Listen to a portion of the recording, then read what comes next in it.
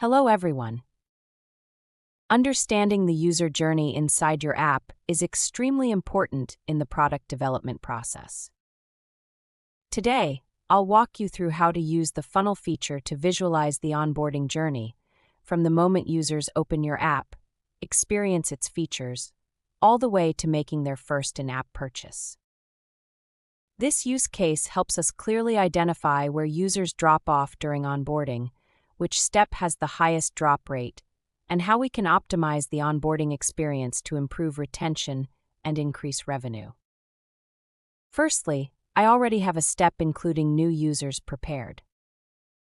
Now, I want to check how many of these new users actually reach the intro screen to see if they encounter any issues when launching the app for the first time. To do this, I'll use the Add Funnel Step feature with the condition Event in Go to Screen and Screen Name in Intro. I'll name this step Intro. After running the funnel, the result shows that only 74% of new users reach the intro screen.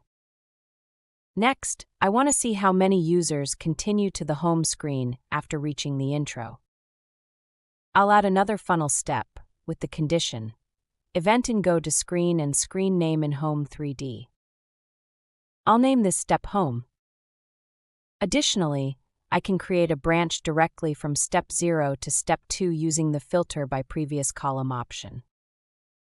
Here, I'll select user pseudo ID from step 0, so the filter condition includes users from both step 0 and step 1, meaning I'll get only those who have passed through both steps.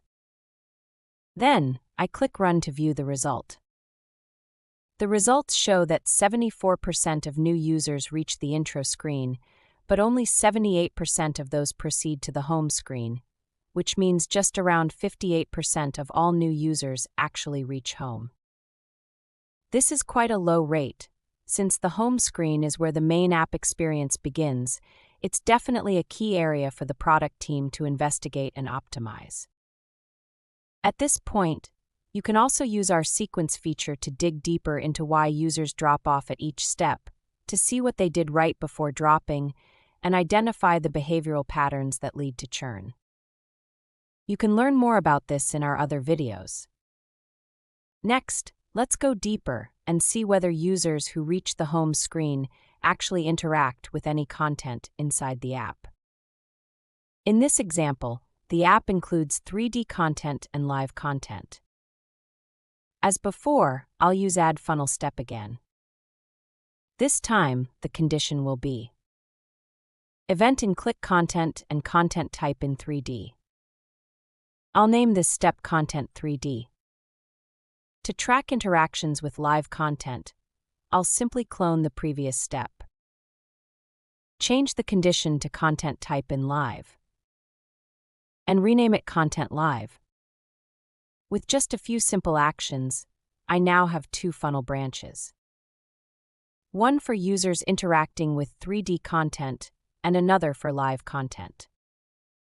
Now I'll click Run to view the results.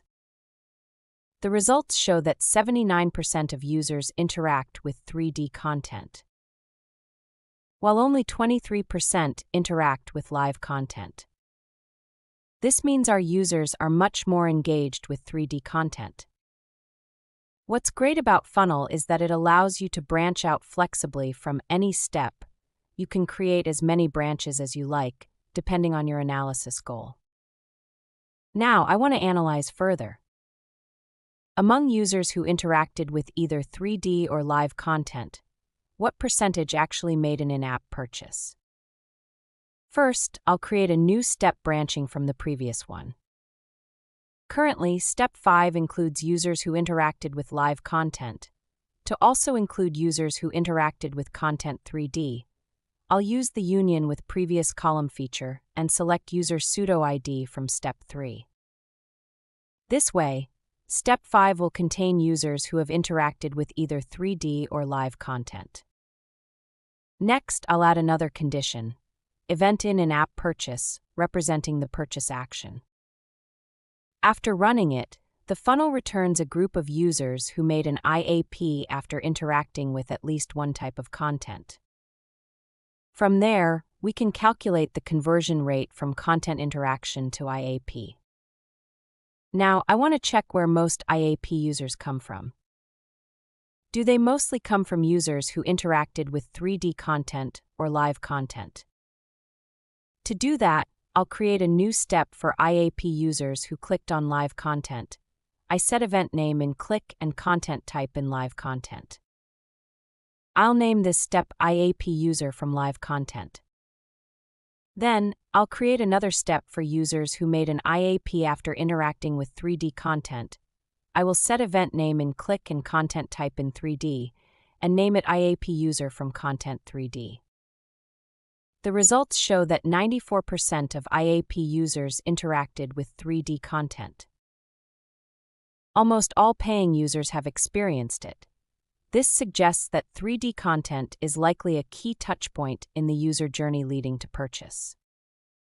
It not only attracts more engagement, but also seems to have a strong influence on conversion to IAP.